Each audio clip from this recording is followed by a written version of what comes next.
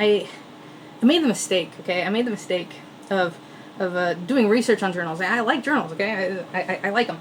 I like them. I like them a lot. I did do a mistake though. I did do a mistake though, and I was doing research, and I ran into these Bujo people, bullet journals. You know, I'm not the kind of person who uses a calendar. I don't have like to-do lists necessarily. This is what I use for my to-do lists and stuff. ACO is maple. This is a little strip of papers. It's just, you know, like a little strips of paper that I write stuff down on it. I'll rub beeswax on one end and I'll stick it there. And you know, when it's done, I throw it away. I pull it off. I get rid of it. That's what I do for my to-do list. I don't really have other kinds of to-do lists. I will write things down in a journal though if I need to like do more than just have a bullet point, right? Right. I feel okay. Let me break out the schizo thoughts. I feel like this Bujo idea is a conspiracy designed to make people use more journals than they would use otherwise. They use the aesthetics to pull people in, and then they use a journaling method that requires more lines on the page in order to cause you to go through them faster. But this is the lectern, 1916, something like that. 1917. Hung here. And I do like this journal, okay? I use it. No? I make use of it. I got all kinds of stuff going on in here. It's fun. I like this journal. It's a good page. It's a good page. It's not my favorite journal. It's a little big, in my opinion. It's a little bit too big. I can see why people like the field notes style, but I fucking okay. Don't get me started on field notes. I don't like them. I like the form factor. The form factor's fine. No problem with the form factor. But for what they are, it's ridiculous. It's absurd. And there's this that feeds into that same cult that's trying to make you use more. You want to use them faster because you want to get through more of them. I think this is absurd, patently absurd. The point of notebooks isn't to go through as many as possible. The point of the notebooks is to be useful, and you don't have to go through them fast for them to be useful. In fact, I would say the more you go through, the less useful they become because the less likely you are to refer back to them because there's too many of them. But whatever, that's not here or there. I don't use field notes. I looked at field notes. The sun has come out. I looked at field notes and just was like, yeah, I could do better very easily. I could very easily do better than this. And I have done better than this. I've also done better than this. Well, arguable. It's arguable. I'll say it's arguable. The paper quality here is really good. I really like the dot grid. I like the cover on this. I do like the little elastic band.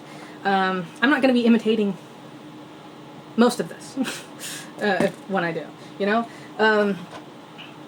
So regarding field notes, I think this is the most relevant. I think this is the most pertinent. I think it's the most understandable because it's easiest to do. It's easiest to do, right? If you got a stapler and you got paper, you can make your own field notes, right? You can do this. I happen to have channeled enough mana that I could summon a lithograph, let's say.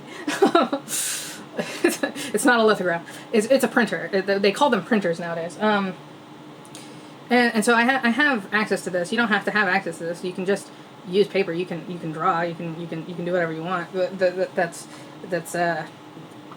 the world is your oyster when it comes to this. And one of the things people like about the field notes is that like all these cool designs. None of those designs are you though, right? None of these designs are you.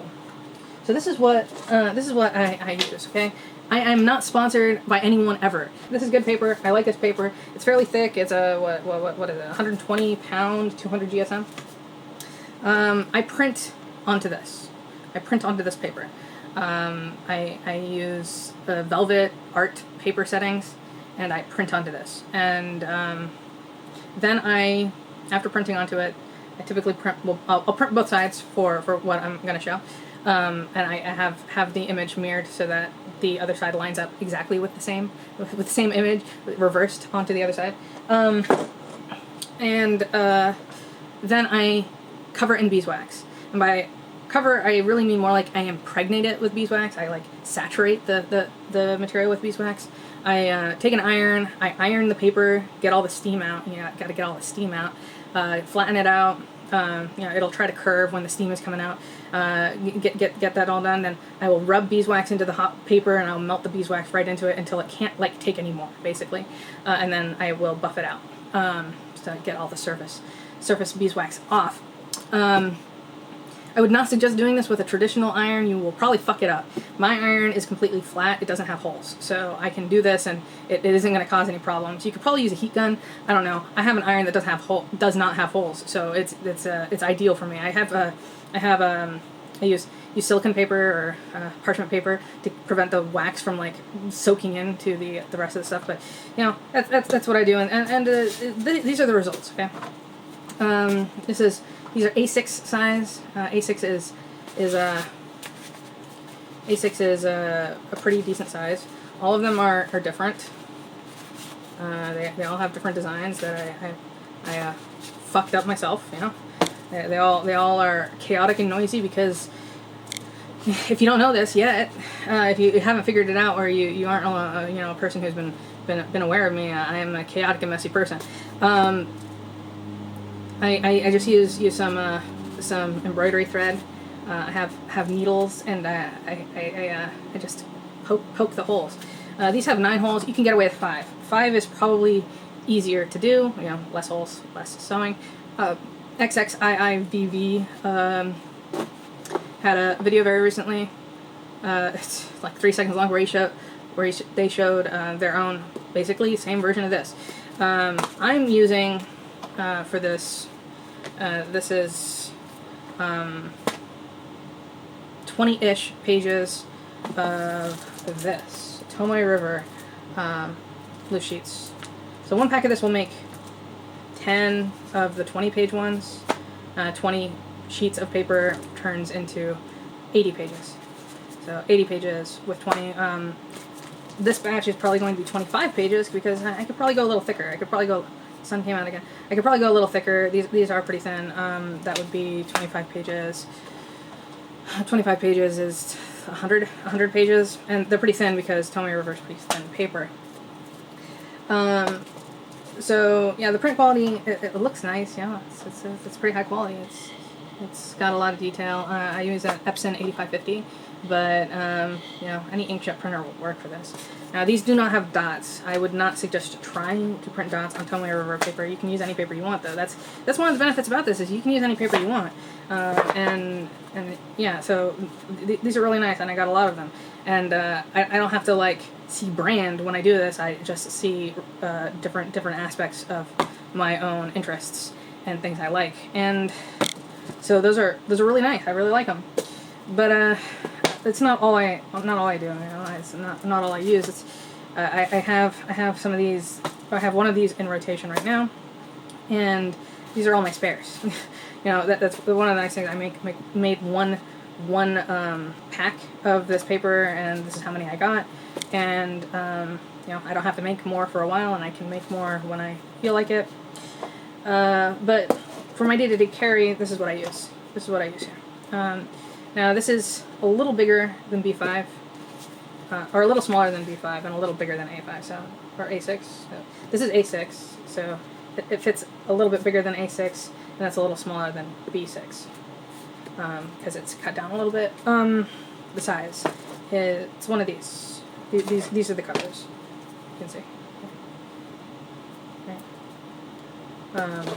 This is 7 by 5, yeah, 7 by 5 canvas board, and then I just, you know, paint whatever you want on it, acrylic paint with a sealer, and then you have this. Now, this is bound normal binding kind of methods. Here. Let's pull these out.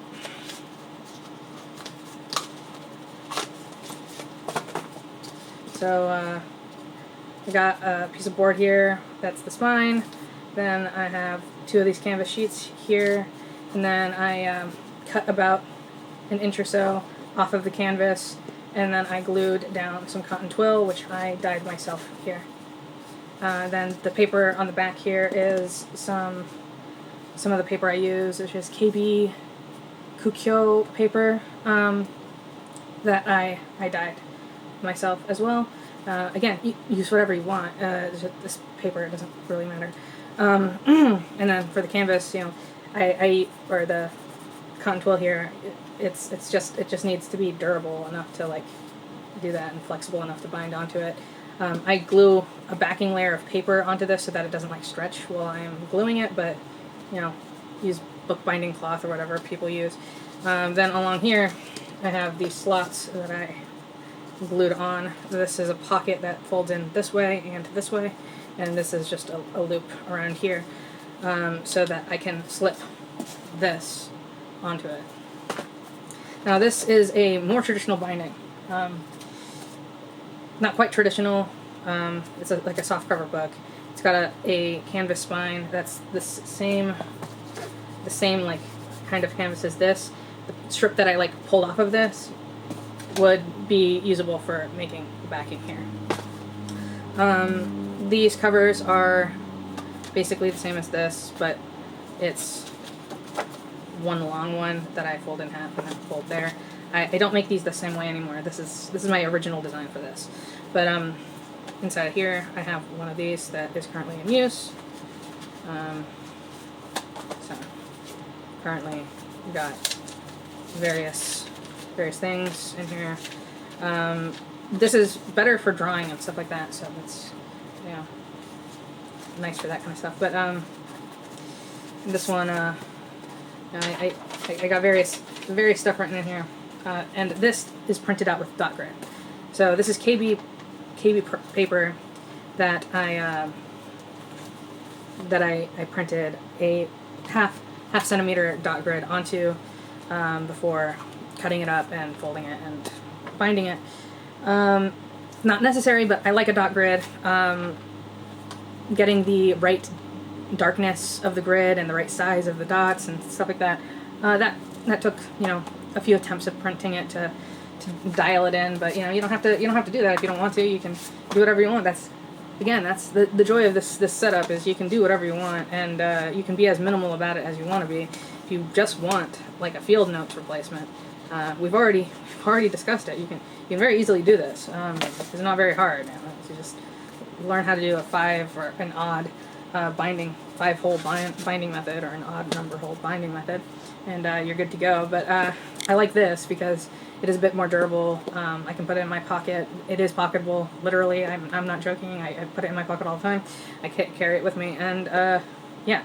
And I made it specifically so that it can take these out and replace them. And so obviously that means there are blanks. These are all the blanks that I have of it. So these are the original ones I made. They got different covers on the back and the front because I like having different covers on the back and the front. I like to be able to see different things. I like this one, this Muppet one. Now I like these a lot. These are really nice, but I wanted to make a few more because I don't know, something's wrong with me. So I just couldn't stop making them. So I made a few more, and I changed up my design of how I do it. You know, as I was using this one that's in here more and more, I could see that the cover on here was beginning to separate from the bind here. It's not going to come out because it's sewn in still, but yeah, I don't like how loose it's become, how flappy it is. So that's where I started doing this. This is the design I'm using. I have the cover, the spine binding come onto this side here. I also now don't have that flap, and I don't print on the inside. It's wasting just a lot of ink for no reason, really. And then I just glue these two together. So if you peeled this open, it would be blank on the inside. But I also found I could put more pages in and it still be a smaller thickness. And this was really an experiment to see how many pages I could get away with. These ones are thicker than this one, and even this one is thicker than these, I'm pretty sure. Maybe these are the same. But these ones are definitely thicker. So I probably won't be able to use, when I use these ones, I probably won't be able to get away with having one of these in the slipcover as well. Right now it's in there. You can barely see it. The field notes right here. But that's fine, you know. And these are usable the way they are. I just, you know, I don't feel like carrying around a softcover book like this with me to go do stuff. If you're the kind of person who likes a softcover book, this is not hard. This is not hard to do. This is just very traditional bookbinding text block that has a piece of canvas painting glued to the spine and wrapped around with the same paper, the same Canson printer paper as the cover. Also, if you have 3D glasses, take a look at it. Take a look at it with the 3D glasses. It looks cool with the 3D glasses. Whatever.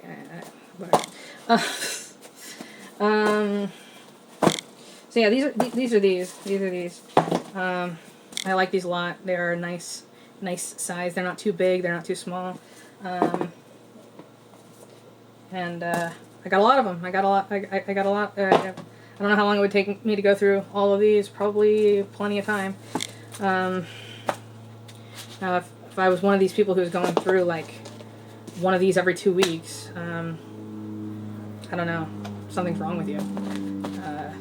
Write smaller, maybe. But this is not all. Unfortunately, you know, you'd think, well, you've covered a lot of things. You have a lot of books. Why would you need more? Why would why aren't you done? We're not, and that's just the way it is.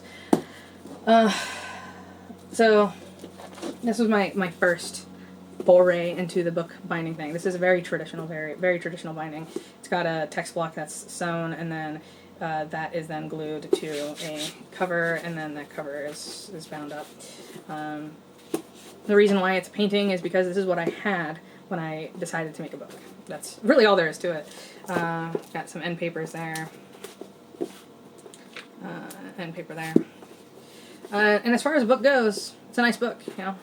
It definitely is handmade. It definitely there are definitely flaws in it. Like the cutting is not great.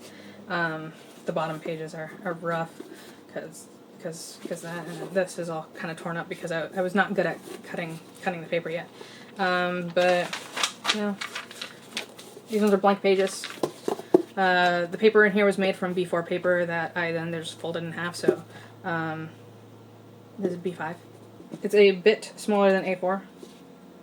I think that's right. It is a bit smaller than A4. Whichever size that is, a little smaller than an A4. So I don't like A4 as a format. It is too big. This is a little bit smaller, so it's a little bit easier to work with. And it's got plenty of real estate for like a nice big sketch or something like that. And this one doesn't have lines. So yeah.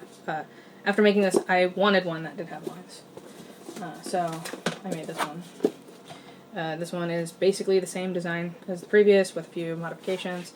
And this one I didn't cut the canvas because I didn't think about it. But on this one I cut the canvas away here so that it would be flush. And then end paper, which I did a little bit worse. I tried to do it better, but I ended up doing it a little worse. So it's sunk in a bit far here. But that's fine. I did the dot grid, and this is when I got the dot grid set up. So this one I use for longer taking notes that are longer and more involved.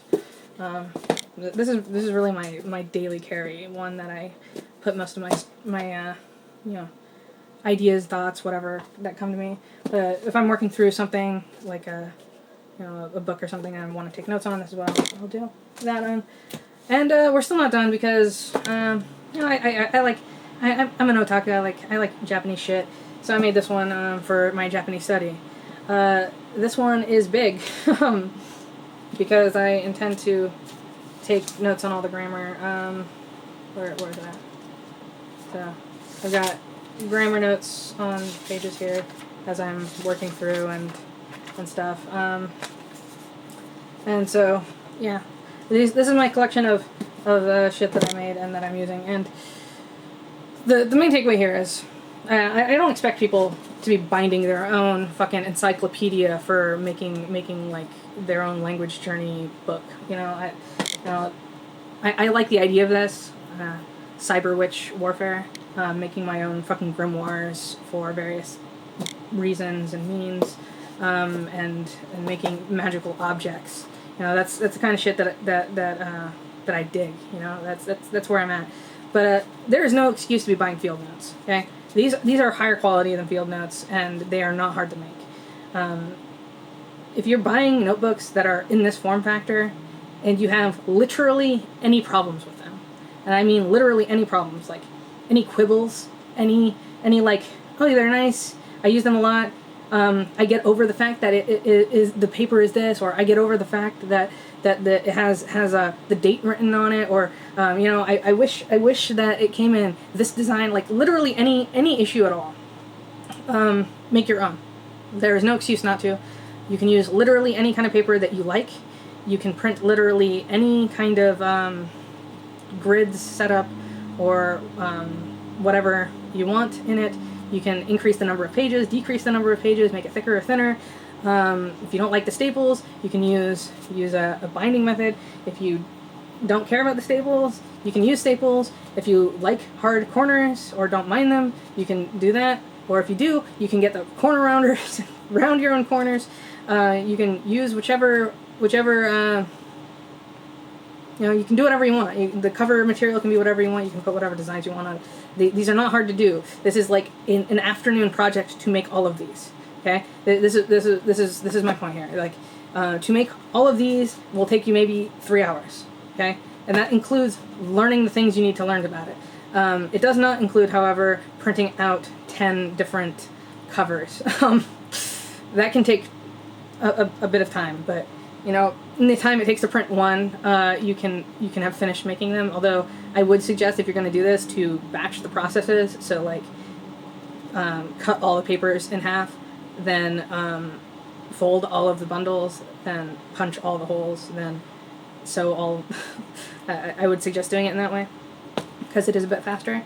Although it is more tedious. And maybe you don't need to make 9 all at once. Maybe you only need 1, and so you can do it. And this is a bit esoteric. This is a bit magical thinking. But I think there is a definite and real power in setting intentionality, right? Like casting a spell, right? That kind of a thought process. So, with this book, I made it with the intention that it is going to be a Japanese language study. I painted the fucking cover on these 8x10 canvas boards, knowing that's what it was for. And that intention then is reflected in reality when I'm going after that goal. So, you make one of these and do it with the intention of what you're using it for, and that will reinforce that mind process. Anyway, yeah, I think I'm done here.